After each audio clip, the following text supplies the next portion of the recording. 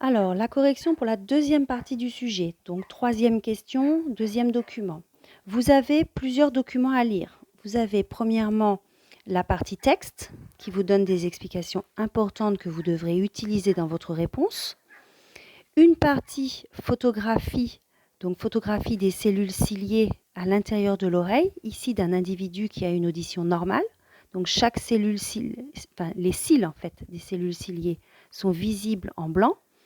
Et chez Monsieur X, on voit les cils des cellules ciliées, on voit bien qu'il y en a beaucoup moins, d'accord, en nombre. Et puis en position, on voit bien qu'il en manque. Donc, il présente des troubles auditifs sévères. Donc, on va utiliser ces informations-là pour écrire une réponse sous forme de phrase complète permettant d'utiliser les informations des cellules ciliées. Évidemment, l'oreille étant un récepteur sensoriel, ça vous devez savoir, un organe sensoriel. Dans cet organe sensoriel, il y a un récepteur sensoriel et on devine bien évidemment que ces cellules ciliées sont les cellules sensitives qui sont à l'intérieur de l'organe sensoriel oreille et qui permettent de capter les ondes sonores. D'accord ? Alors, et puis dernier document qui complétait pour qu'on puisse faire une bonne explication des conditions de la perte d'audition de Monsieur X, c'est le document expliquant ses conditions de travail. Monsieur travaille dans un atelier de chaudronnerie. Alors, je vais faire un petit zoom parce que c'est un petit peu loin. Voilà, dans un atelier de chaudronnerie, et on voit que le niveau sonore est entre 100 et 120 décibels.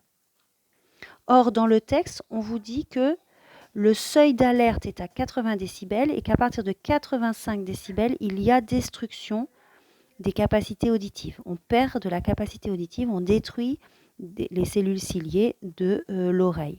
À partir de ces informations, vous pouvez tout simplement rédiger une réponse à l'aide des deux textes, puisqu'il y a encore un petit morceau de texte ici qui vous raconte comment Monsieur X travaille dans sa chaudronnerie, plus les informations biologiques qui vous sont données ici sur l'oreille et les cellules ciliées de l'oreille.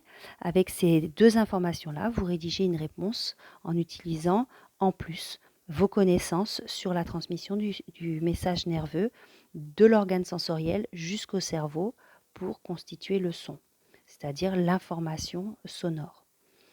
Ok, vous pouvez regarder la correction.